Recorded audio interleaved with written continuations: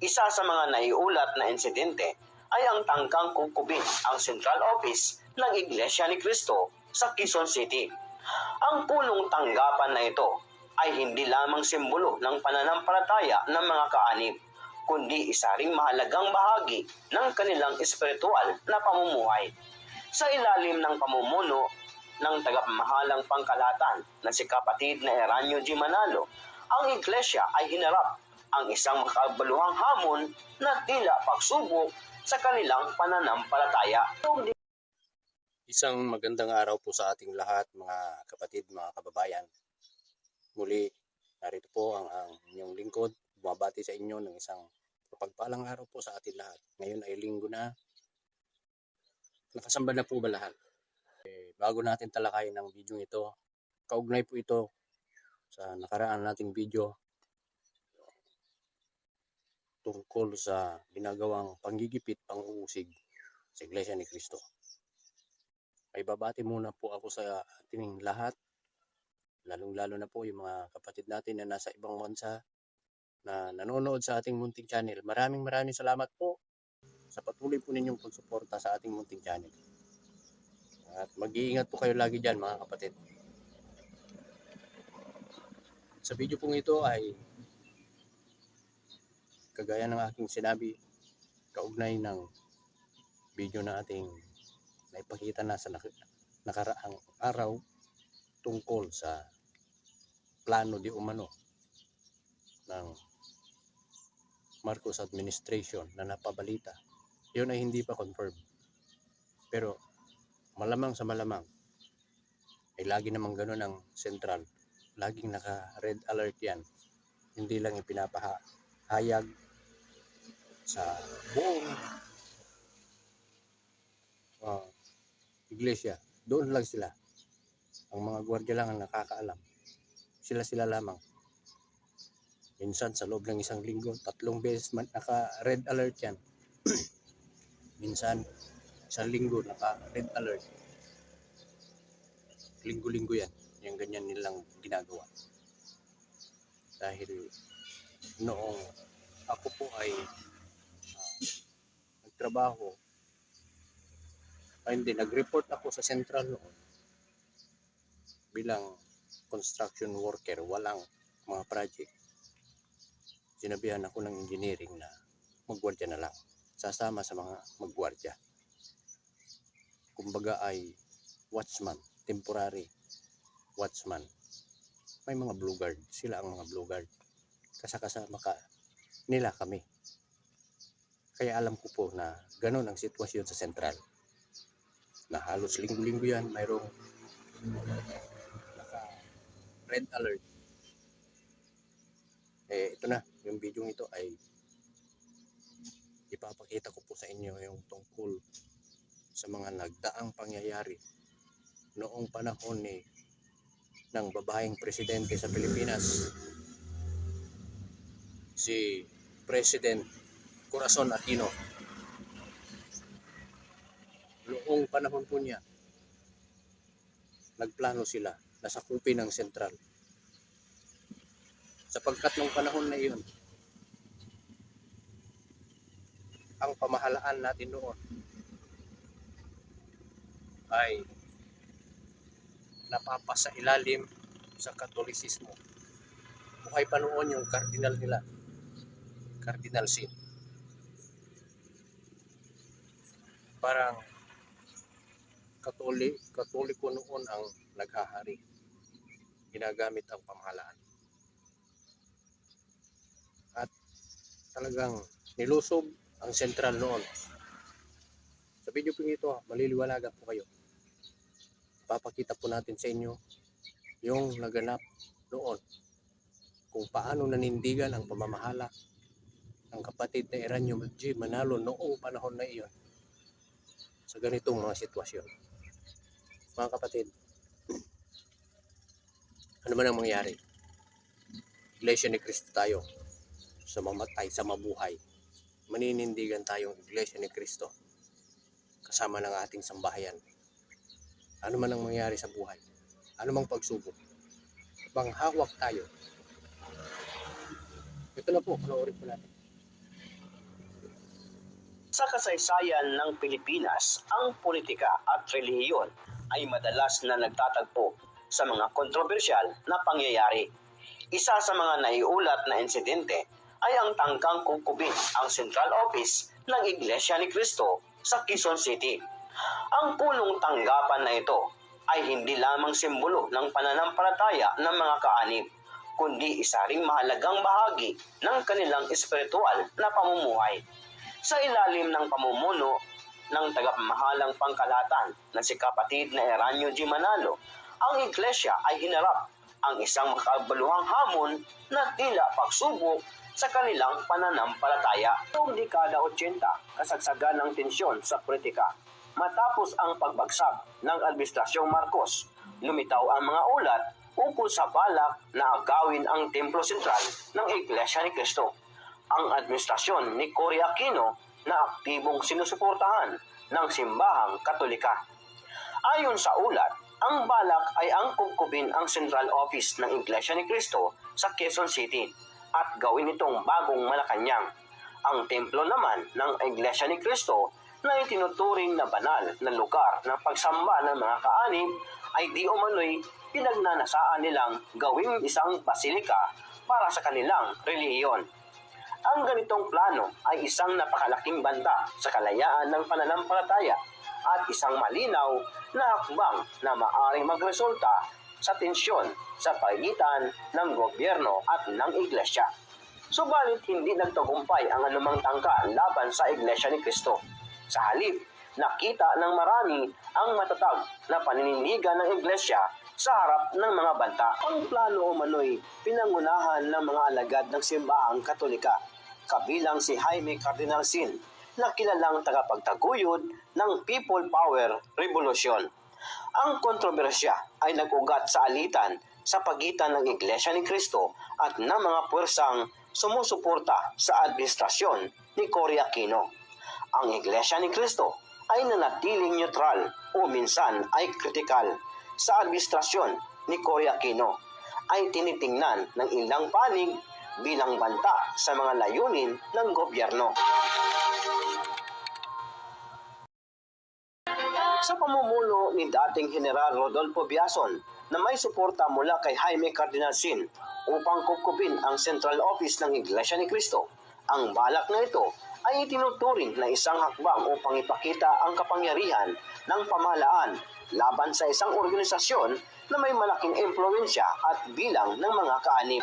Ang mga ulat ay nag-uugnay sa panahong ito ng tensyong politikal sa ilalim ng administrasyon ni dating Pangulong Corazon Aquino, kung saan ang Iglesia ni Cristo ay patuloy na pinanindigan ang kanilang pananampalataya at prinsipyo sa kabila ng iba't ibang banta. Ang ganitong mga hakbang ay tila pagtatangkang hadlangan ang kalayaan ng iglesia sa pagsamba at pamamahala sa sarili nitong mga gawain.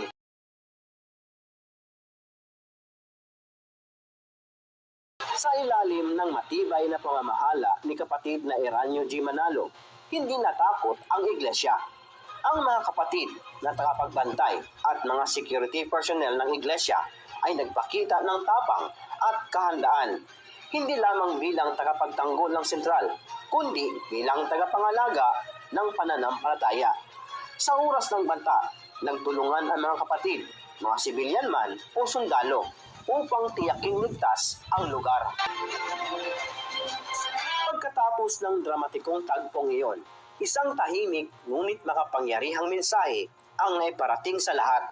Ang pagkakaisa ng mga kaanib ng Iglesia ni Cristo ay hindi lamang limitado sa loob ng mga kapilya, kundi umabot maging sa hanay ng iba't ibang sektor tulad ng militar.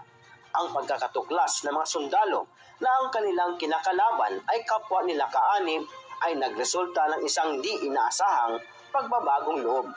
Ang tensyon ay napawi at ang banta ng karahasan ay nauwi sa kapayapaan. Napag-alaman na sa gitna ng banta, ang mga kaanib ng iglesia ay nagpakita ng isang hindi matatawarang pagkakaisa at di matitinag na paninindigan. Kasama mga tagapagtanggol, ang ilang sundalong miyembro ng Iglesia ni Cristo na nagpakita ng kanilang katapatan, hindi lamang bilang mga tagapagsilbi sa bayan, kundi bilang mga kaanib na handang ipagtanggol ang kanilang pananampalataya at ang iglesia.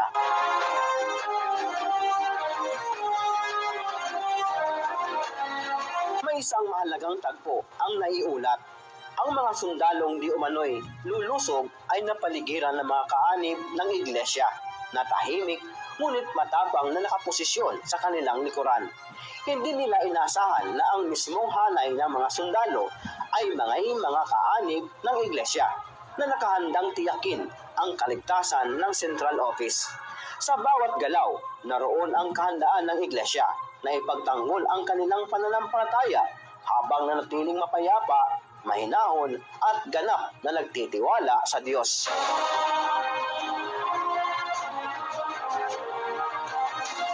Ang kwentong ito ay isang paalaala na hindi masusukat na biyaya ng Diyos na sa bawat pagsubok siya ang ating kalasag at sapagkat iniibig ng Panginoon ang katarungan at hindi niya pinabayaan ang kanyang mga banal. Sila'y iniingatan magpakailanman.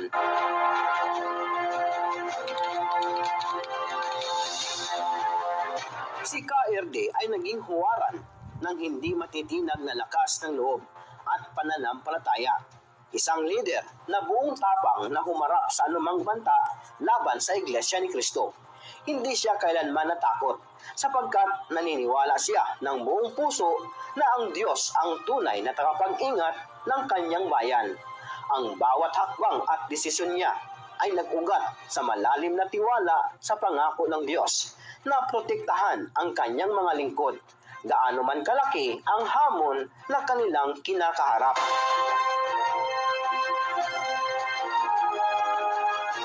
Ang matibay na paninindigan ni KRD ay nagbigay ng inspirasyon hindi lamang sa mga tagapangasiwa ng iglesia, kundi pati na rin sa bawat kaanib na huwag mawala ng loob sa harap ng panganib.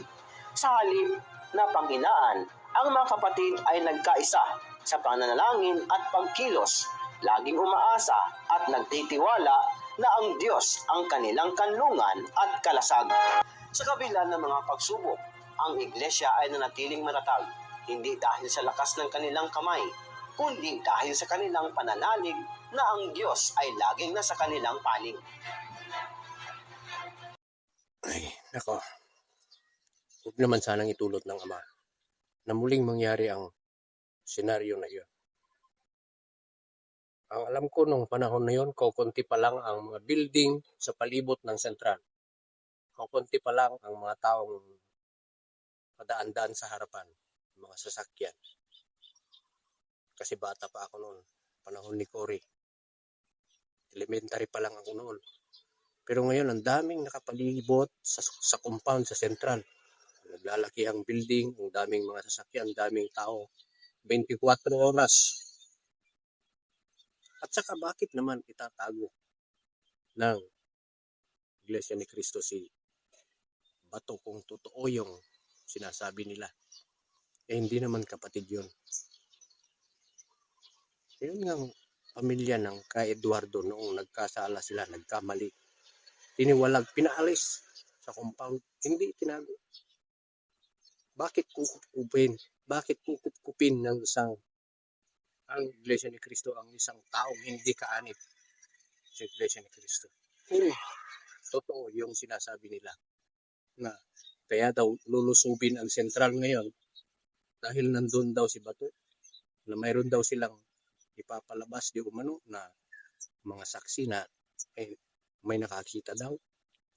O ipalabas nila kung sino-sino yung mga yon. Sabihin nila, ipakita yung mukha ng lataran kung totoo. At saka hindi gagawin ng pamamahala na itatago ang isang may kasalanan. Kagaya ni Senador Rodante Marcoleta, kahit walang kasalanan, nariyan lantad. Hindi nagtatago. Hinaharap yung problema, hindi tinatakasan. Ganyan ang Iglesia ni Cristo kung pumarap sa mga problema. Hinaharap ng matatag, matibay, buong tapa. Ano man ang mangyayari? Marami ang gustong sumira sa Iglesia ni Cristo. Subalit kailanman ay hindi gagawin ng Iglesia ni Cristo ang magtatago ng isang tao na sinasabing may kasalanan. Hindi po konsentidor ang Iglesia ni Cristo sa mga ganyang mga klaseng mga tao na binabanggit ninyo. At kailanman hindi siya kukup-kupin ng Iglesia ni Cristo. Talagang desperado na ang pamahalaan. Ang gobyernong ito. Kung sakaling maulit mang muli ang pangyayaring yan, hindi papayag ang mga kaalip sa Iglesia ni Cristo na maulit ngayon yan. Sukdulang kaya ang aming buhay. Ang gusto kasi ninyo ay gusto ninyong itulad sa KOJC na binaboy ang mga building gusali ng KOJC. May napabalita pa noon na binutas ang mga flooring ng kanilang mga gusaling pinagsasambahan, yung KOJC, sapagkat inisip ninyo na nagtatago sa underground si Kibuloy. Kahit sino pa ang gamitin ninyo, hindi kayo makakapasok sa Central. Maniwala kayo sa amin. Maniwala kayo sa akin. Hindi kayo magtatagumpay. Yun nga lang, kalinisan, pinananatili namin sa aming mga gusaling sambahan. Yun pa kayang babuyin ng mga sino mang tao, no? Hindi naman kaanib sa Iglesia ni Cristo. Kahit gawin naming basura yung aming mga bulsa, gagawin namin. Basta't mapanatili lang yung kalinisan, yung kaayusan sa aming mga gusaling sambahan.